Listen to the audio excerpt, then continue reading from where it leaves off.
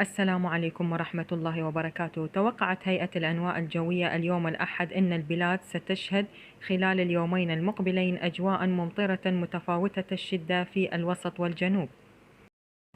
مصحوبة بتساقط الثلوج في الشمال بدرجات حرارة أعلى من 20 مئوية قليلا.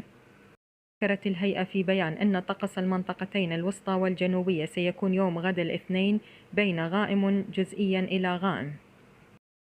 مصحوبا بتساقط الأمطار المصحوبة بالعواصف الرعدية والرياح جنوبية شرقية خفيفة إلى معتدلة السرعة 10 إلى 20 كيلومتر في الساعة، تنشط أحيانا إلى 30 إلى 40 كيلومتر في الساعة،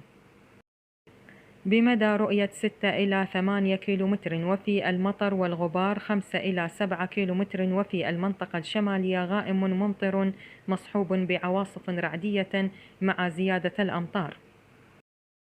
الغزيرة ليلا وتساقط للثلوج على الجبلية، ويتشكل الضباب صباحا يزول تدريجيا، والرياح جنوبية شرقية خفيفة إلى معتدلة السرعة 10 إلى 20 كيلومتر في الساعة. أضافت إن درجة الحرارة الصغرى ستكون في بغداد 5 مئوية والعظمى 22 مئوية وديالى 4 مئوية، وعلاها في البصرة 17 مئوية وأدنى درجة حرارة عظمى في دهوك وأربيل والسليمانية 14 مئوية وأعلاها في بابل 23 مئوية. وتابعت أن الأجواء ستستمر على حالها يوم الثلاثاء المقبل